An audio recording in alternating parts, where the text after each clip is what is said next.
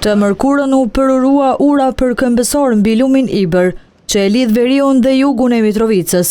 Në ngjarje mori pjesë kryeministri në detyrë Albin Kurti, i cili preu shiritin bashkë me kryetarin e sapo zgjedhur të Mitrovicës Faton Peci dhe ushtruesin e detyrës së ministrit të infrastrukturës Hysen Durmishi. Gjithë qytetarët e Mitrovicës, të gjithë këta kolegë aktivist, të cilët kanë kontribuar të vinë të kjo ditë e bukur në të cilën ndodhemi mbi lumin Ibër në këtë urë të re.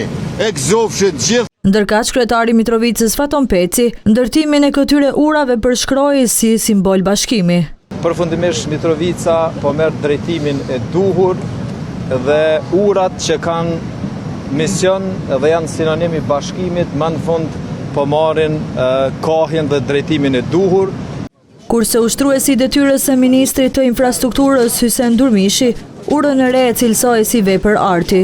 Do të mallështoj këtë hapësirë mbi lumin Ibër, do ta shfrytëzojnë të gjithë qytetarët pa dallim jug e veri, si një shëtitore mbi lumin Ibër. Krahas dy urave që u hapën së fundmi mbi Ibër, Kurti u shpreh se në çdo takim ndërkombëtar të përsërit qëndrimin e tij se ura kryesore mbi këtë lum duhet të jetë e hapur. Ura mbi Ibër duhet të jetë për herë e hapur.